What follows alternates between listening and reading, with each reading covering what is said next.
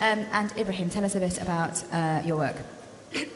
I'm an actuary, as Hannah just mentioned. I don't know if anybody of you know what an actuary is. We try to put a price to the future. So we are specialized in pricing risk. And my company operates in the Middle East and in Africa. And through my work, I realized that this profession is underdeveloped in Africa.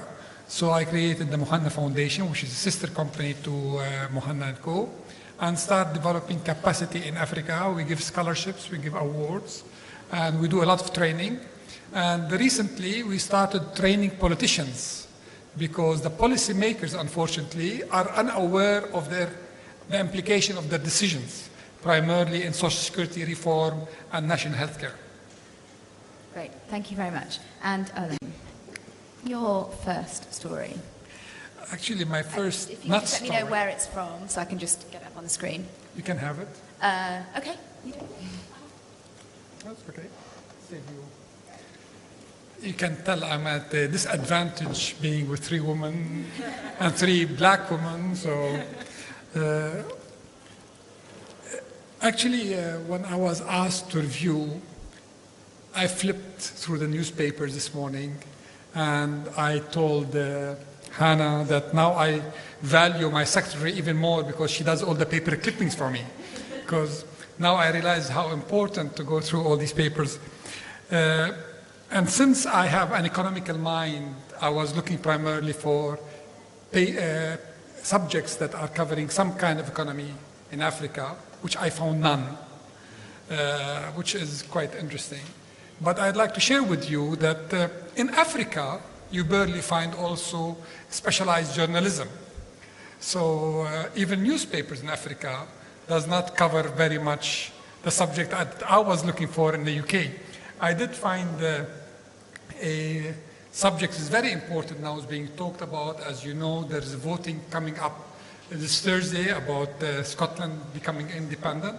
And all of a sudden, the economic journalism in the UK is covering the implication of that decision on the pension funds of different occupations, such as the Bank in Scotland, Lloyd's, and many BP, and so many other big employers. Whereas when we had major reform in Nigeria, the Social Security was very major reform took place, and the media didn't really prepare people to what the implication of this reform is. So my take this morning is really the lack of media coverage on the economy of Africa from within Africa and of course from outside Africa. And what do you think can be done to change that? I think it will change because right now people are becoming eager to do business in Africa. Yesterday I was in a panel in Africa gathering talking about data.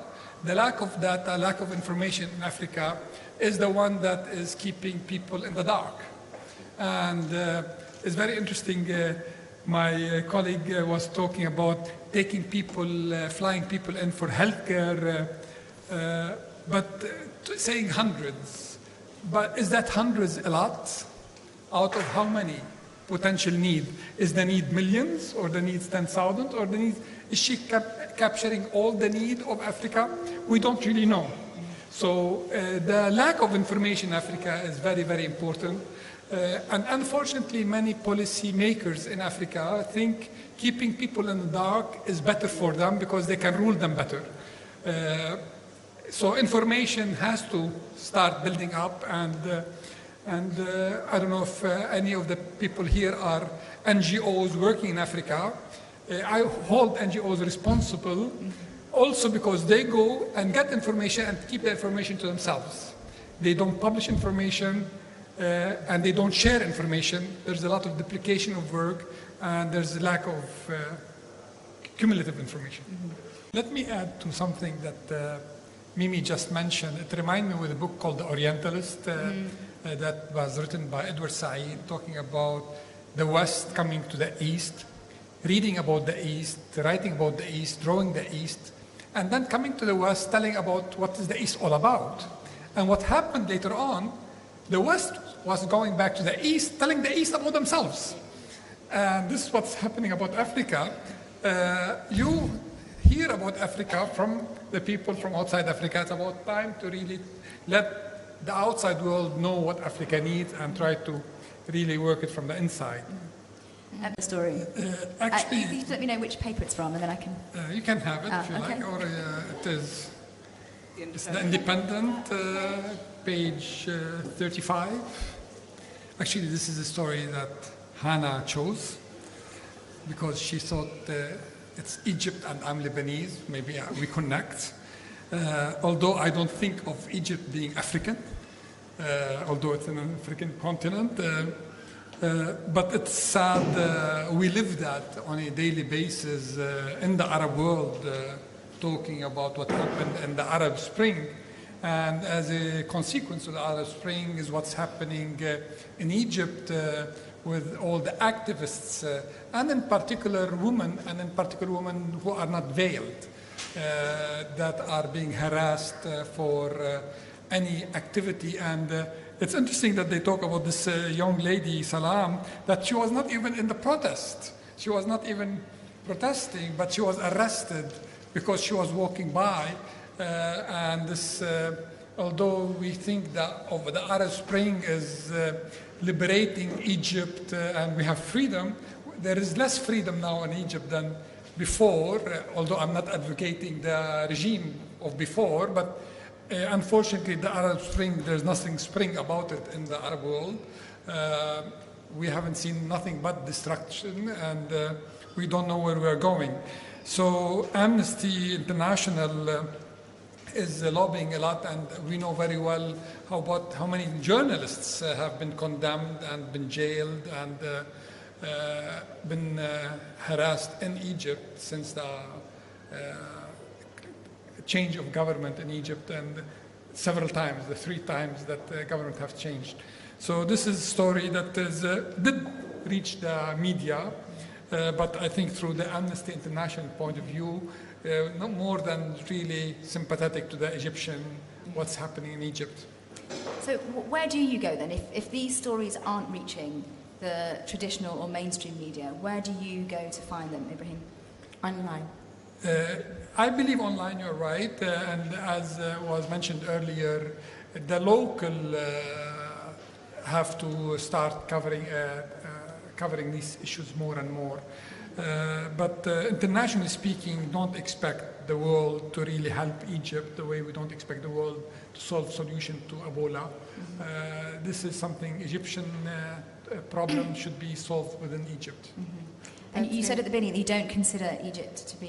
I can't let you get away with that. Unfortunately, all North Africa, we never thought about it as Africa. I mean, when we say we are going to Algeria or Tunisia or Morocco, we say them by names.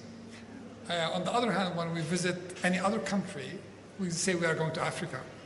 But is that not a problem? Although this is not correct, I like to stand corrected. For the past 7-8 years that I've been frequenting Africa, I find a big difference between Rwanda or Gambia or Tanzania and Burundi or Kenya, and each one has its own joys, its own problems, and its own challenges. And I make a point, my company, we operate in 38 countries. Only the African countries, I make a point that don't send any of my staff without me going, because I enjoy going. The other countries like Dubai or Qatar, or I tend not to go. I send other people to these places. But in Africa, I even have residents, so I spend a lot of time in Africa. Nigeria now is the largest economy in Africa. I don't know if any of you know that the Minister of Finance of Nigeria is supposed to be, in my opinion, the president of the World Bank. And unfortunately, she was not voted into that position because she's African, or she's not American, let's put it this way. And it's a loss to the world because I think she's a very, very capable person. And lucky to Nigeria that she's went back to become the Minister of Finance. But the World Bank is an American bank more than anything else. And we have major personalities in Africa. One of the biggest promising projects took place is in Kenya, whereby they are using mobile telecommunication for channeling, exchanging money hands between farmers, between payments, things that we don't think about outside. So they are finding local solutions in Africa, but the challenges are by far more. So it's a promising world.